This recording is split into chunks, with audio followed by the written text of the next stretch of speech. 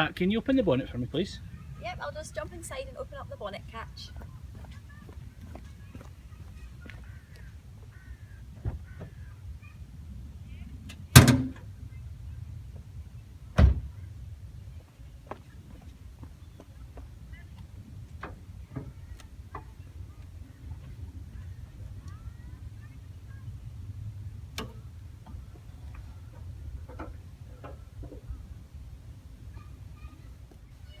Can you identify your brake fluid reservoir?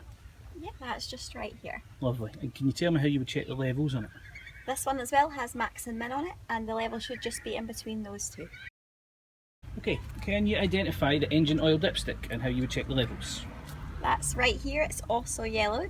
For this one what you do is you need to just loop your finger in there, pull the dipstick out, give it a wee wipe with an old cloth or something, dip it back in, pull it back out again, and it should be between max and min.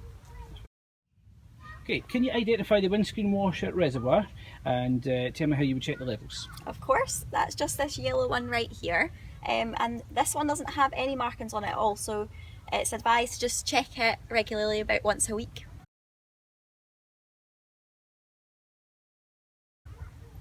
Maybe a Friday. Thank you. Kat, can you identify your engine coolant reservoir, please? Yep, that's just right there. Okay, and how would you check the levels on it?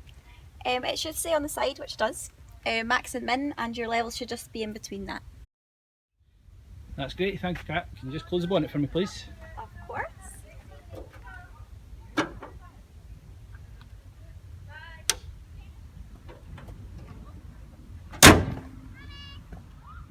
Okay, Kat, can you tell me how you would check your tyres to ensure that they have sufficient tread depth and that the general condition is safe to use on the road? Yeah, first of all what I do is I just double check that there's no cuts or bulges anywhere in the tyre. Yeah, what you need to do is just make sure that the minimum tread depth is 1.6 millimetres around the central 3/4 of the tyre and around the entire circumference. Okay. Can you tell me where I would find the recommended air pressures for the tyres for this car? Of course I can, Gary. That would be in the manufacturer's manual. Okay. And how would you go about checking the air pressures? I've actually got a nifty little gadget for this here. It's called a tyre gauge.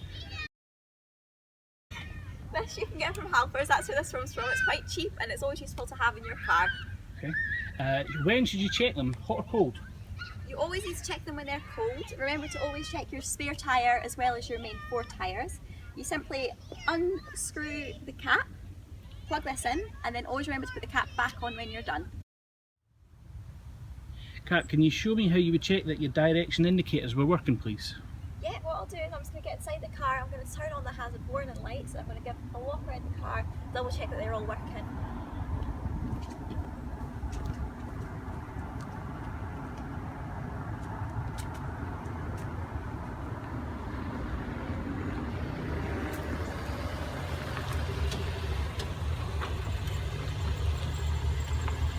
That's the ball on, so now I'm going to go and turn them off again.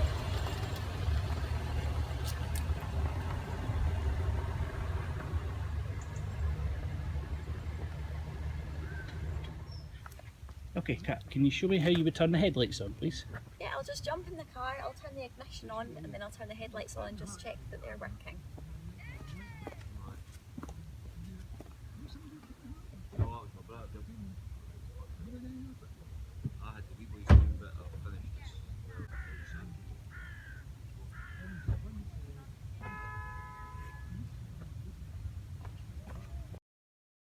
Can you show me how you would turn your front and rear fog lights on? Yeah, what I'll do is I'll just twist it once to get the front fog light, and if I twist it a second time it'll turn on your back fog light as well.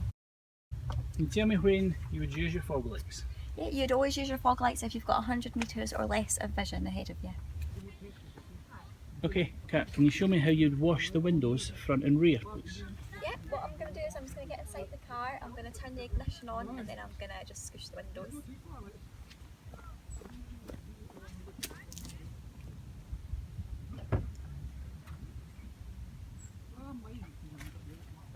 Okay, so what I'm going to do is I'm just going to pull this lever towards me to wipe the front windscreen wiper, and I'll just twist behind me to make sure the back's clean. I can see the mirror that's happened at the back as well. Okay, can you show me and explain to me how you would check that your power assisted steering was working before starting off for a journey? Yep, two simple checks can be made to find that out.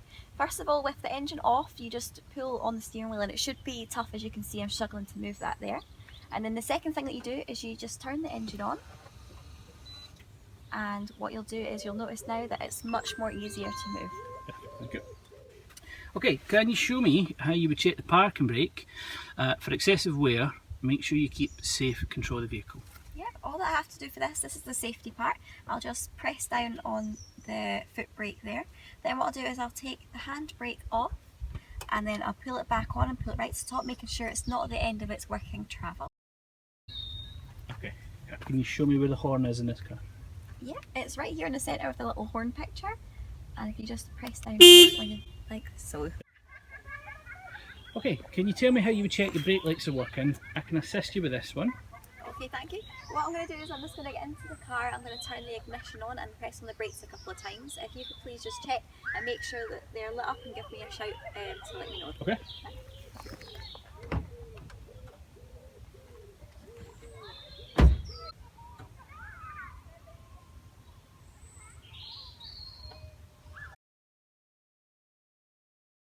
Okay, can you show me how you would demist your windows, front and rear, please? Yep, what I'll do is I'll just press this one for the front, and I'll press this one for the rear. Perfect. Kat, can you show me how you turn your headlights on and switch it to full beam, and how would you know your full beam is on? Yep, what I'll do is I'll get into the car, I'll turn the ignition on, then I'll then put my headlights on and turn it to full beam, and I should get a blue light appearing on my dashboard.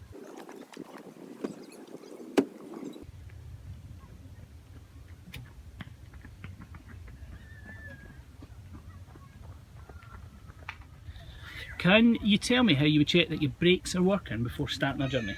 Yep, what I would do is, obviously the ignition's already on, so what I'll do is I'll just press down on the brakes, and they should not feel spongy or slack at all. The brakes should always be tested as you set off on your journey, and the vehicle should never pull to one side. Right, can you tell me where your head restraint should be set so you've got the best protection in the event of an accident? Yeah, of course I can. So the head restraint should be adjusted so that the rigid part of the head restraint is at least as high as the eye or your top of your ear. You should always make sure that your head is as close to the back of the head restraint as possible. And here is where you can adjust that. You just push this little lever, but please note that not all cars have an adjustable head restraint. Would you know if you had a fault with your ABS, sometimes known as your anti-lock braking system? What I would do is I'd put the ignition on, and then there should be a light appearing that says ABS on it, and it should stay there if there's any problems.